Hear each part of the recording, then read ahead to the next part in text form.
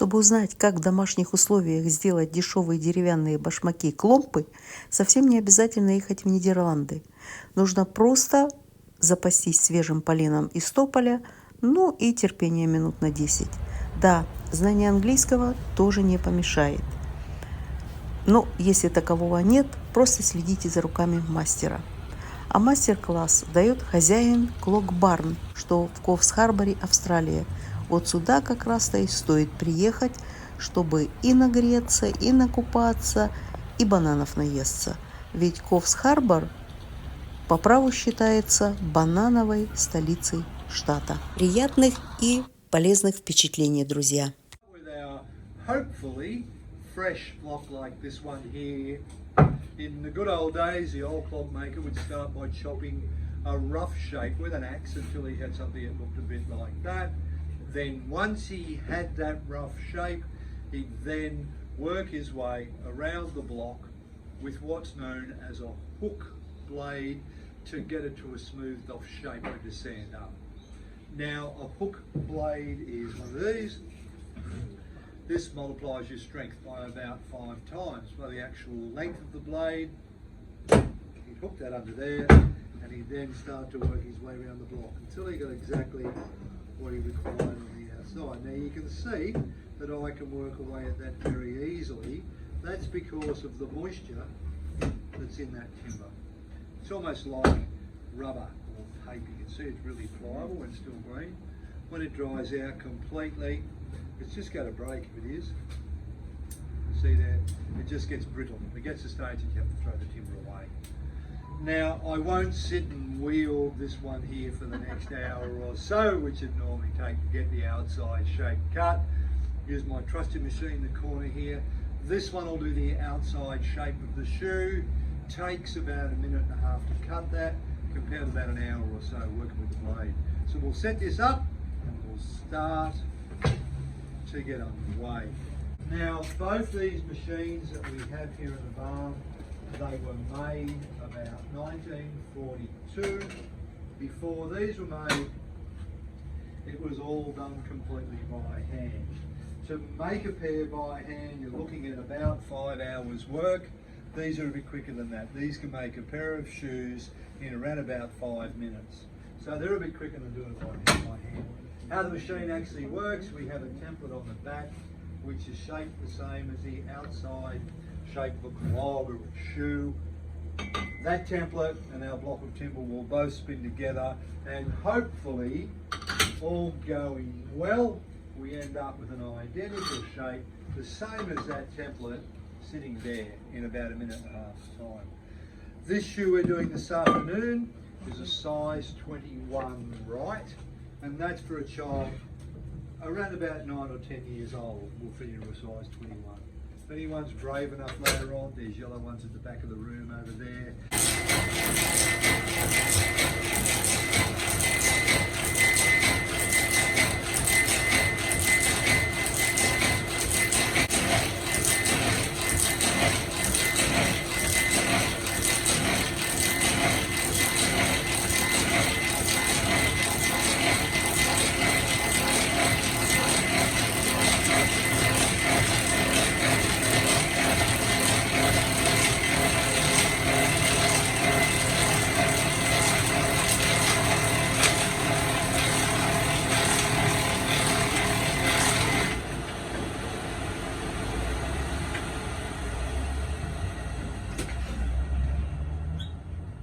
There we have our outside shape all cut. You can see how really fresh the timber is by these dark colours that are in the grain there. As that will dry, it will lose all that colour. It's going to lighten down to be about the same colour as those ones there when it dries. Now, once he had his outside shape all cut, what he had to do then was to hollow out the inside. Used to be done using what's known as a spoon drill. A spoon drill is one of these. He'd put his clogs into a vise like I've got there so the shoe can't move at all, with both shoes held firmly in place and both hands on top of the spoon drill. He'd start to hollow the inside of the shoe out. Now we drill 3 holes. We drill one in the back, one in the middle, then one down towards the toes. He'd end up with something that looked a little bit like that. And then once he had that, while the shoe was still held in place with a gouger like this, he would then just slowly whittle away at the inside shape. This timber that we're using now, we've been using for about 30 years, and it's just past its use by date. It's really, really tough now. You can't work it with these things. You can't get enough leverage to do it. But this old machine here will fix it up. This one will heat it up. This one will do the inside shape. Takes about the same time as that one's taken, compared with, I don't know how long it would even take trying to do it with the hand tools. So we'll set this up and we'll start to get underway once more. Now, with the timber being as fresh as it is, a lot of the time it's going to look shiny around this area here, even to the extent that you'll sometimes see moisture or water rain down, dripping off the top part of the shoe there. That depends on the block. We'll soon see once we get underway.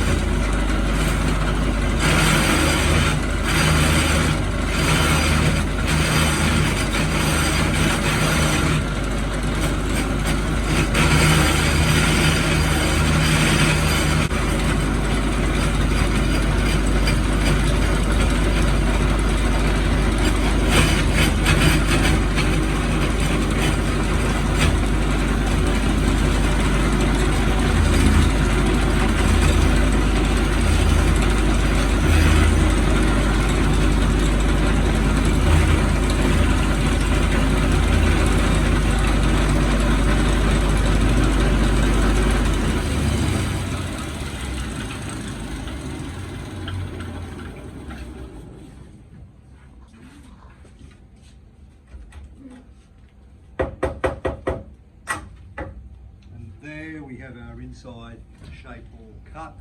Didn't trim it real well. A bit rough on the inside there. All we're going to do now is to trim the front and the back off. It's a little bit tricky to try and walk with that lump of timber still stuck on the front. And all going well, we'll end up with a clog.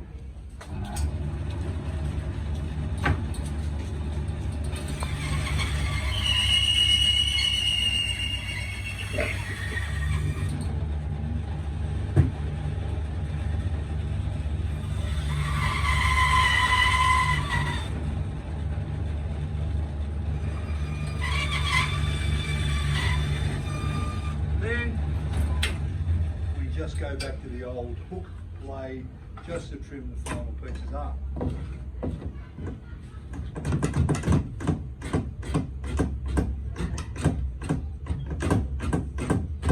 And again, you can see it's soft and easy to work with that timber being so fresh.